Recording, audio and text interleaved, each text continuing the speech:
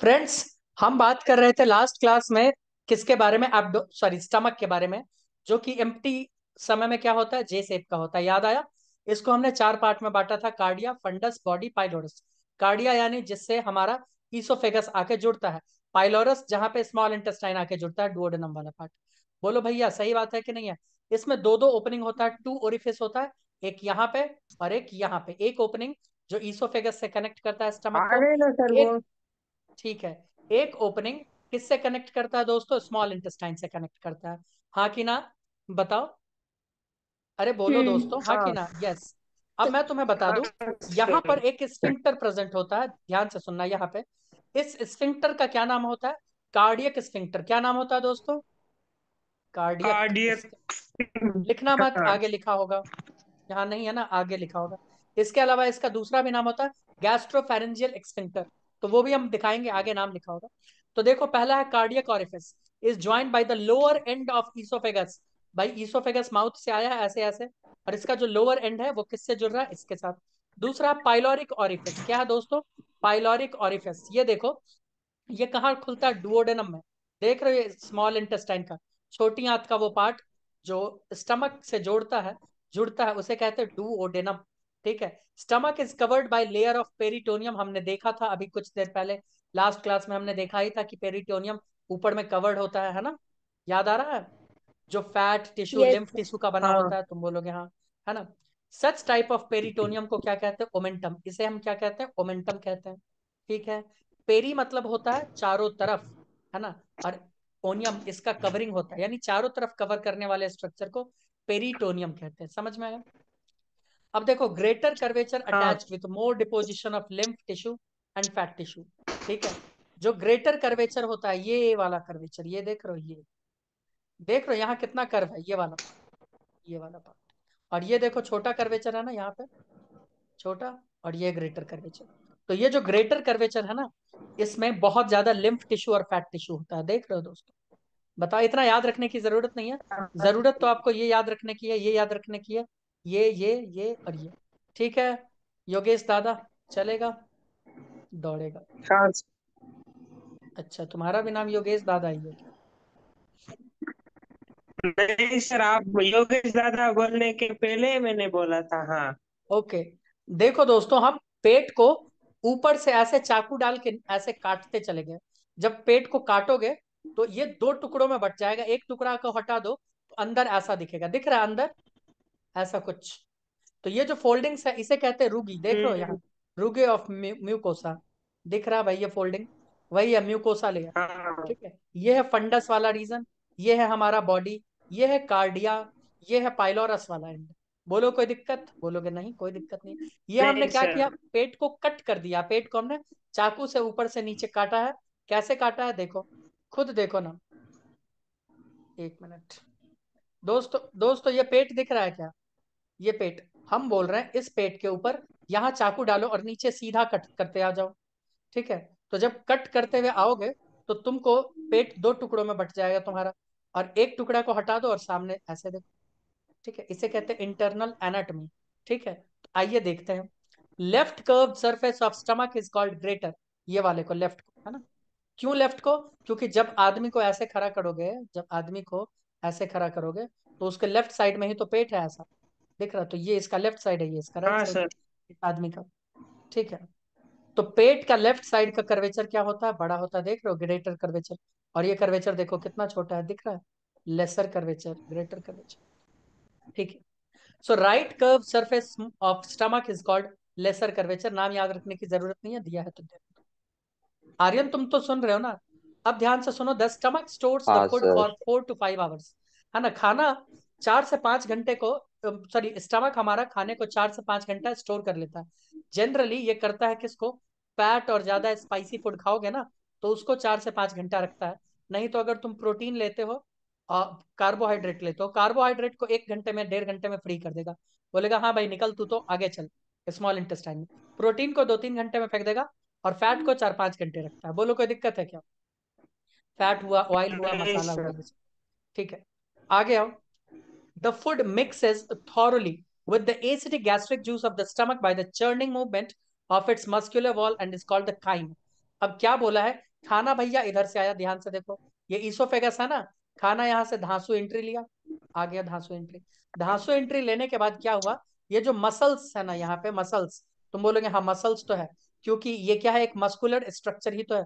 ये मसल्स आपस में यहाँ पे दबते हैं और चर्निंग मूवमेंट स्टार्ट हो जाता है। क्या होता है, चर्निंग, एकदम क्रश करना स्टार्ट करता है। और उस क्रश के दौरान क्या होता है, यहाँ पे HCl है ना, हाइड्रोक्लोरिक एसिड, और कुछ गैस्ट्रिक जूस।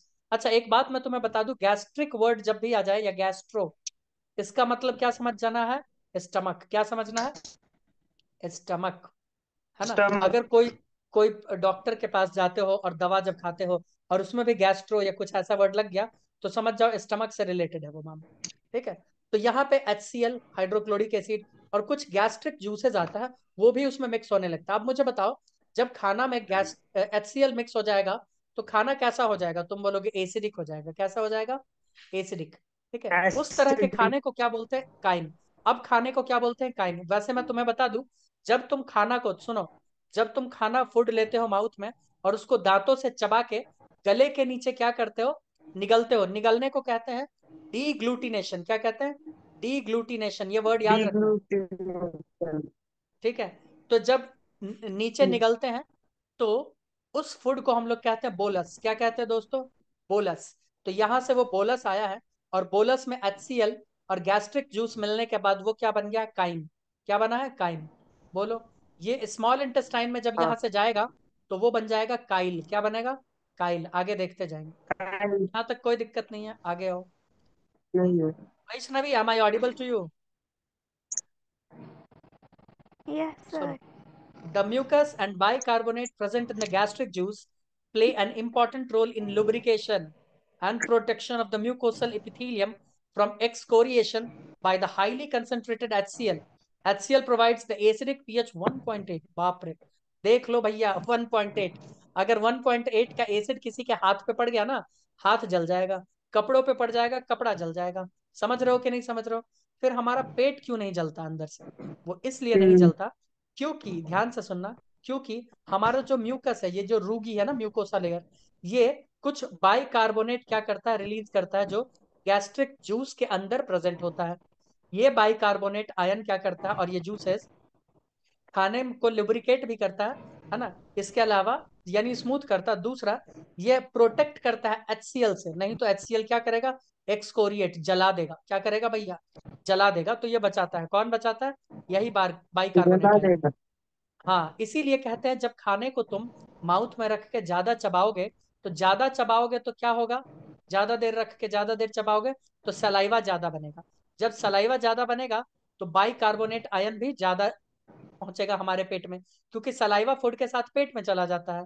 हाँ कि ना, बोलोगे यस। अब ध्यान से सुनते जाना, अब सलाइवा के साथ बाइकार्बोनेट आयन जब पेट में पहुंचेगा, तो वो क्या करेगा, HCl से अपने को बचाएगा। HCl से क्या करेगा, बचाएगा।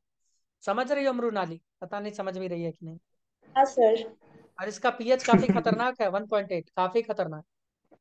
समझ रही हो मृणाली, पता नहीं समझ भी रही है। हाँ सर। समझ रही हूँ सर मैं। शायद हाँ, ओमकार का भी नाम मृणाली है।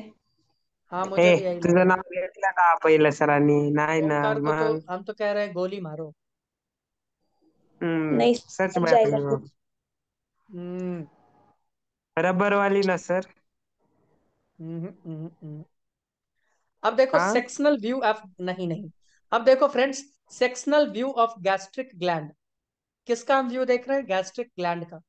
तो ये जो तुम देख रहे हो ना, ये लेयर, ये सिंपल कॉलमनार एपिथीलियम का है। तुम जान लो कि हमारे पेट में कुछ ऐसे ऐसे ऐसे ऐसे फोल्डिंग्स है, तो इसी में से एक फोल्डिंग ऐसे दिखाया है। दिख रहा है दोस्तों, बोलोगे हाँ दिख तो रहा है। हम्म। बोलो योगेश दादा, दिखा।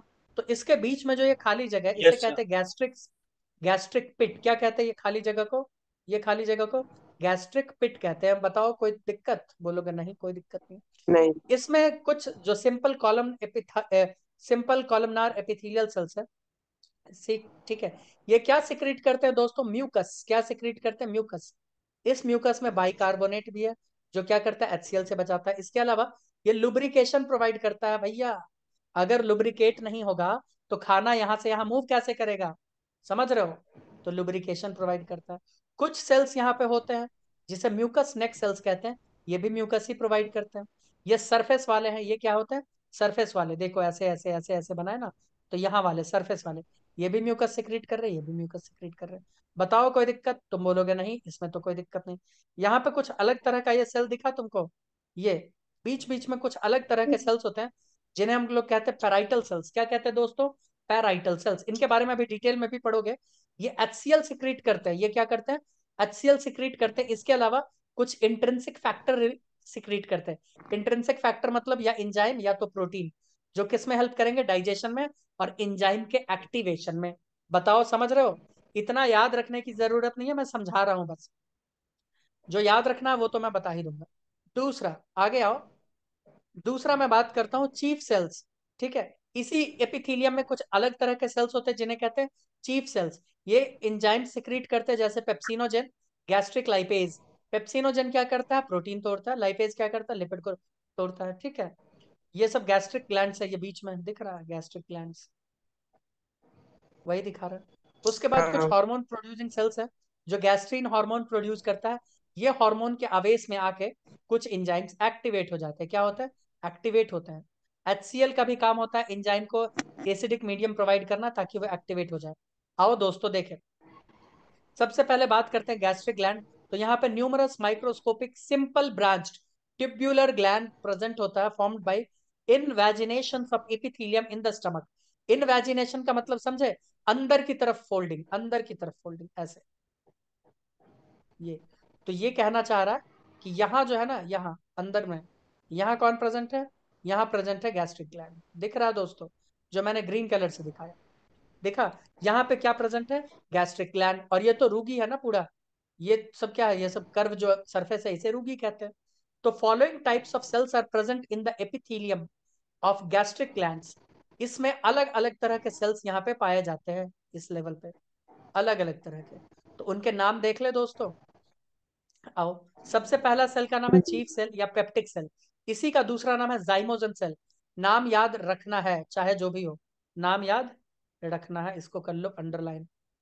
ठीक है, तो जाइमोजन सेल ये क्या होते हैं भैया, they are usually basal in location and secrete gastric digestive enzyme as pro enzyme. मैं इसको कर दूं अंडरलाइन, है ना, secrete gastric digestive enzyme as pro enzyme, और जाइमोजन, है ना, called as pepsinogen, called pepsinogen and prorenin.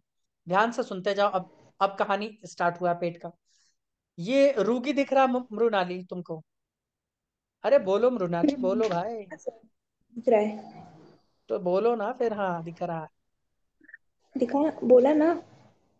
नहीं तुमने नहीं बोला, और यही पाप है। बोला सर।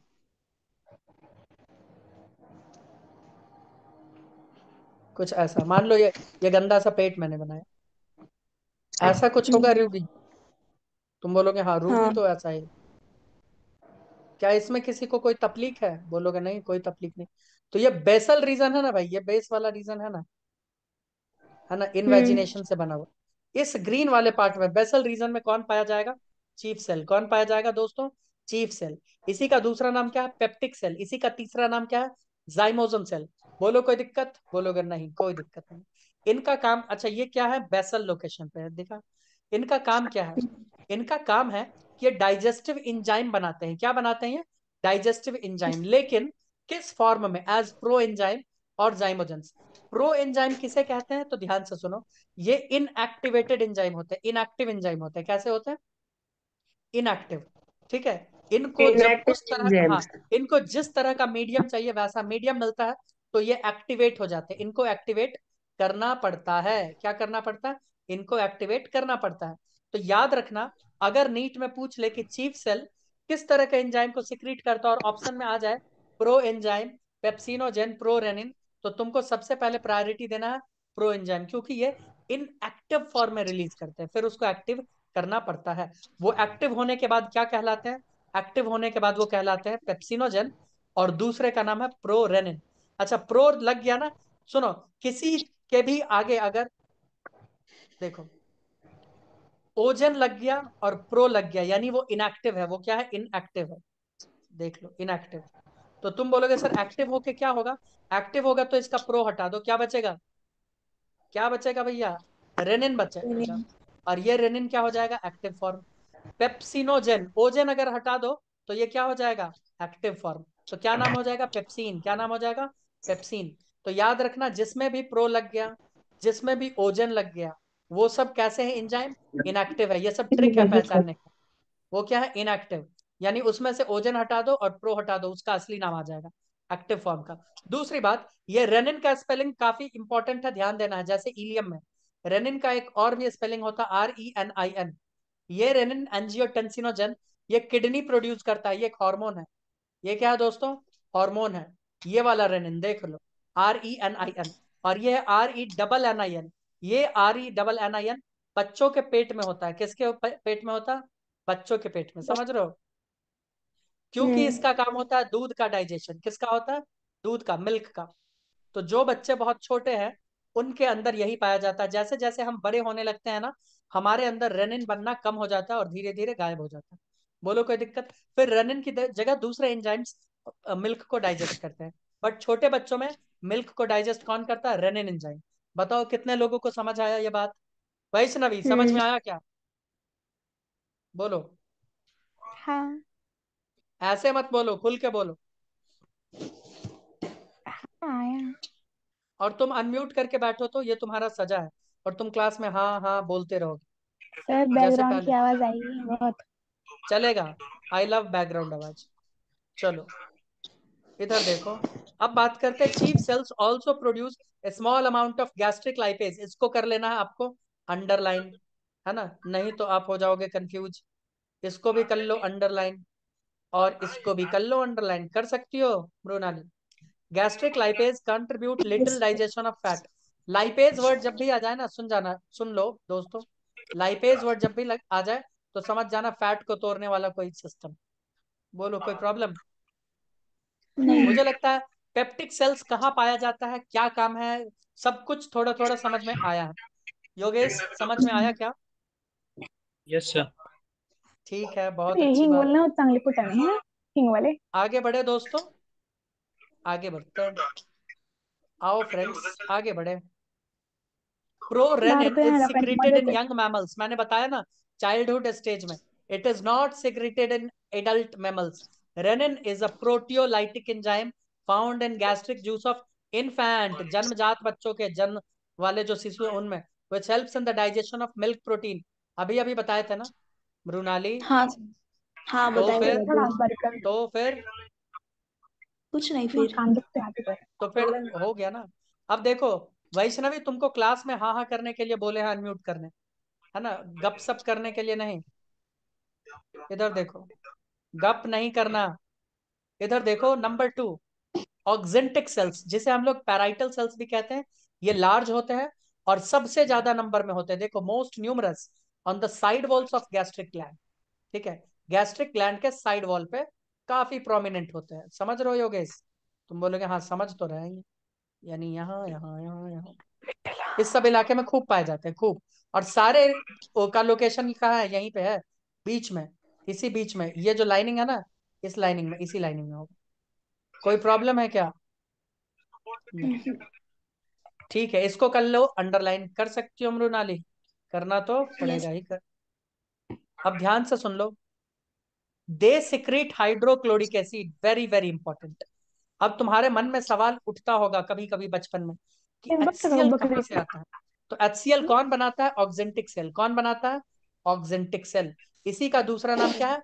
Parietal cell. क्या नाम है? Parietal cell. फिर ठीक है। और तो और ये क्या बनाता है? Castle's intrinsic factor. ये क्या बनाता है दोस्तों? Castle intrinsic factor. अभी अभी मैंने बताया, चाहे हाइड्रोक्लोरिक एसिड हो, चाहे इंट्रिंसिक फैक्टर हो, ये एंजाइम को एक्टिवेट करने के लिए होते हैं। ये क्या करते हैं? एक्टिवेट। इंट्रिंसिक फैक्टर में क्या हो सकता है? या तो प्रोटीन हो सकता है, या तो एंजाइम हो सकता है। बोलो, अरे बोल लो दोस्तों, कोई दिक्कत है? नहीं। नहीं। नहीं, कोई दिक्कत नहीं है। तो क्या हम आगे बढ़े? आओ बढ़ते हैं। नहीं। हाँ HCl हाँ। का फंक्शन देखो, बहुत इंपॉर्टेंट है ना? Very very very important. The main function of HCl Surya activator को इज ब्लॉग टू नहीं लगा। कन्वर्ट। क्या बोल रही हो मृणाली? क्या बोली हो? मैं नहीं। नवी है। अच्छा ठीक है। तो अभी देखो, HCl को तुम आज तक बचपन में पढ़ते होगे कि अरे सर डाइजेशन, सॉरी वो बैक्टीरिया को मारने के लिए है, नहीं, वो एंजाइम को एक्टिवेट करने के लिए। देखो द मेन फंक्शन, लिख दिया ना वर्ड मेन, क्या लिखा है main, the main function of HCl, क्या लिखा है, एक्टिवेटर भी लिखा है, is to convert inactive enzymes, जैसे जाइमोजन कहते हैं, इनटू एक्टिव एंजाइम। देखो पेप्सिनोजन HCl मीडियम में आते ही क्या बन जाएगा, पेप्सिन। प्रोरेनिन क्या बन जाएगा, रेनिन बन जाएगा। दिख रहा है कि नहीं दिख रहा है? हाँ सर। तो यानी हमने क्या किया, यहाँ से हमने ओजन यहाँ से गायब कर दिया। देखो HCl मिलते हैं, यहाँ से क्या गायब कर दिया, ओजन गायब किया। क्यों मृणाली, मैं गलत हूँ क्या? और यहाँ पे नहीं क्या सर। गायब कर दिया, प्रो गायब कर दिया। तो HCl इज एन एक्टिवेटर। इसका मेन काम क्या है, इसका मेन काम होता है एंजाइम्स को एक्टिवेट करने का।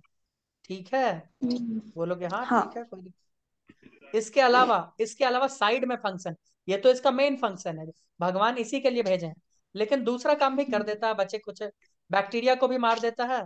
और HCl क्या करता है, stops the action of saliva on food. अच्छा एक बात मुझे बताओ, सलाइवा का अगर बात करें तो सलाइवा खाने के साथ मिक्स होके ही जाता है ना हमारे पेट के अंदर, और इसे कहते हैं बोलस। ठीक है, तो ये कब तक काम करता रहेगा भाई, तो इसके काम को क्या करता है, रोक देता है, कौन, HCl। क्योंकि स्टमक का मीडियम हाईली एसिडिक होता है, कितना, 1.8, देख लो।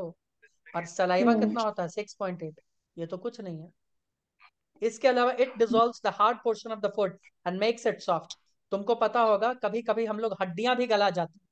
भाई बोन चबा के खाओगे ना मुर्गी का, तो वो भी तुम गल डाइजेस्ट कर देते हो, क्यों, HCl की वजह से। समझ रहे हो, अरे समझ रहे हो, कोई तो कुछ जी समझता सर। ही तो नहीं। क्यों वैष्णवी, मैं समझ। गलत बोल रहा हूँ? जब तुम मुर्गी खाती हो तो हड्डी वड्डी सब चबा जाती होगी। नहीं खाती मुर्गी। क्या खाती हो, अंडे खाती हो, हैं? नहीं। तो रास्ता रास्ता। क्या खाती है, मछली, सिर्फ सूप। मछली सूप। नॉन वेज का सिर्फ सूप पीती हूँ। ओहो नाइस, ग्रेट। आओ फ्रेंड्स ये भी देखो, म्यूकस नेक सेल्स, नेक सेल का लोकेशन देखे थे ना, अगर ऐसे ऐसे रूगी है, योगेश दादा याद आया, तो तुम बोलोगे हाँ सर याद आया, ये इस लोकेशन पे होता है, इस लोकेशन पे होता है, इस लोकेशन पे होता है, एकदम गर्दन पे ही होता है, नेक पे ही बैठा होता है ना। तो इसका काम क्या होता है, are present throughout the surface epithelium and secrete. अच्छा कुछ म्यूकस नेक सेल बोला, और कुछ होता है सरफेस सरफेस सेल्स, कुछ होता है सरफेस सेल।